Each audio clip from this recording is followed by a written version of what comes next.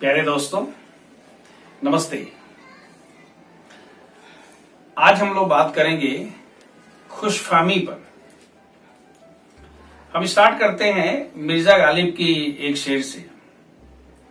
उनको देखे से जो आ जाती है मुंह पर रौनक, वो समझते हैं कि बीमार का हाल अच्छा है।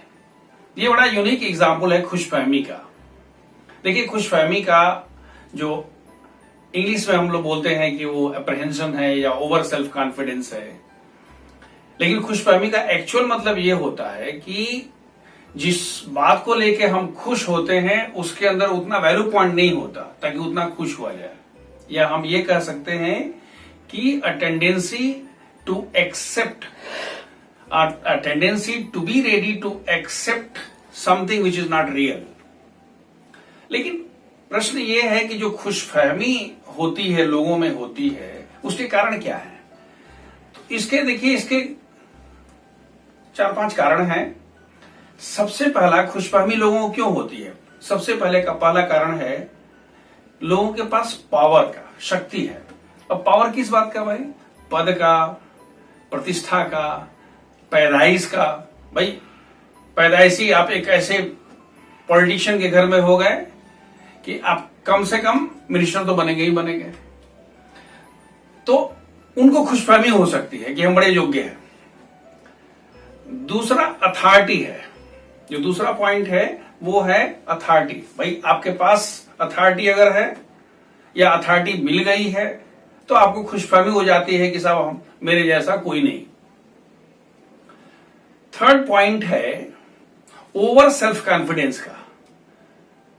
जैसे कुछ लोग के पास कॉन्फिडेंस होता है, सेल्फ कॉन्फिडेंस तो ठीक है, लेकिन ओवर सेल्फ कॉन्फिडेंस जब हो जाता है तो लोगों को के मन में खुशफहमी आ जाती है और लोगों का व्यवहार बदल जाता है। उसके बाद एक और पॉइंट है, वो है इग्नोरेंस। उनके पास अगर ज्ञान है, अज्ञान समझते हैं ना, मतलब क्या हुआ? उतना उनके पास ज्ञान नहीं है, लेकिन फिर भी वो अपने आप को बड़का तोप समझते चले जा रहे हैं। नेक्स्ट पॉइंट जो है, इमेच्योरिटी आती है।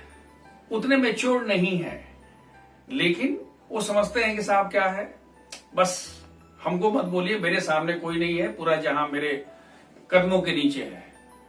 And the last one is stupidity, जिसको हम मूर्खता बोलते हैं। मतलब ये जो 4-5 कारण हैं, ये अगर जब होते हैं तो लोगों को खुशफहमी होनी शुरू हो जाती है या खुशफहमी होती है और उनका व्यवहार लोगों के प्रति बदलना शुरू हो जाता है, यानी वो यथार्थ से हट जाते हैं। अब प्रश्न ये है कि भाई अगर ये खुशफहमी लोगों को हो गई तो इसका कुछ साइड इफेक्ट होगा ना, इसका दुष्प्रभाव भी होगा। तो इसका दुष्प्रभाव क्या क्या हो सकता है? तो सबसे पहला इसका दुष्प्रभाव होता है, वो होगा अनप्लेजेंट एटमॉस्फेयर। वहां का जो माहौल है वो बड़ा गड़बड़ हो जाएगा। दूसरा जो है वो इरिटेटिंग एटमॉस्फेयर हो जाएगा। The third one will become the doubtful atmosphere. सब एक दूसरे को क्या करता है, शक की निगाह से देखेगा। वो कहीं उसने उससे तो नहीं बोल दिया, वो कहीं उसके पास तो नहीं चला गया, वो बॉस को कुछ तो नहीं बोल दिया।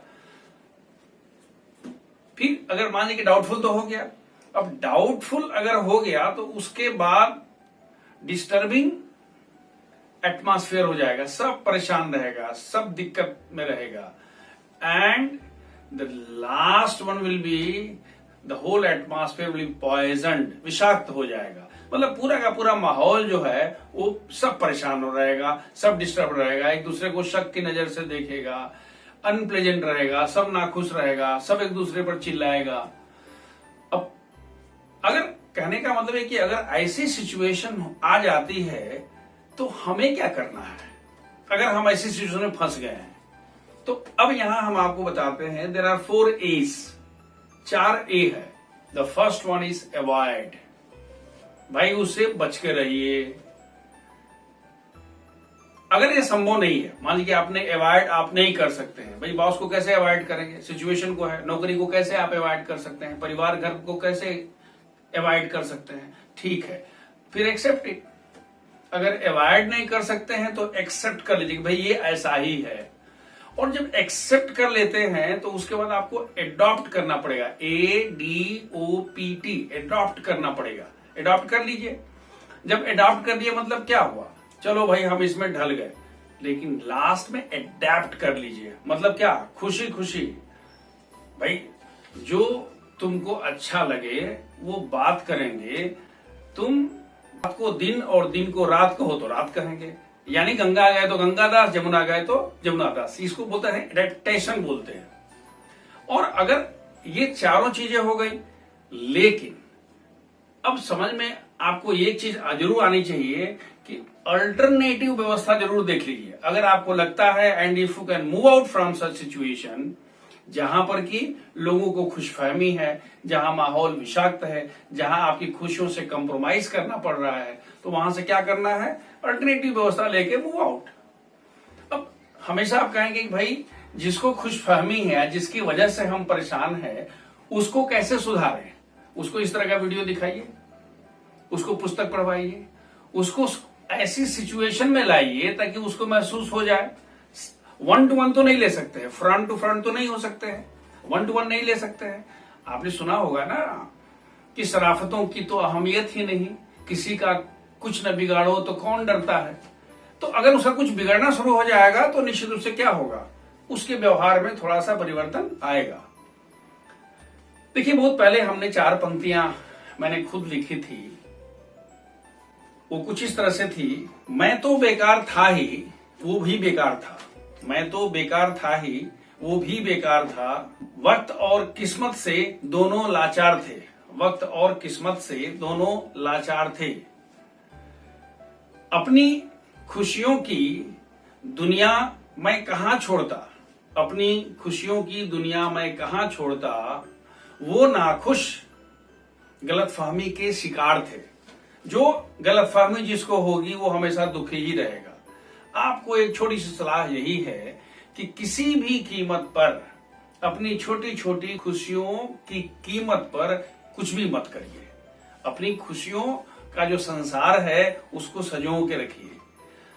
कहीं का जो आपका डिस्टरबेंस है, कहीं का कोई भी अगर आपको परेशान करता है तो वो परेशानी अपने पास, अपने पारिवारिक जीवन में नहीं आने दीजिए। Thank you.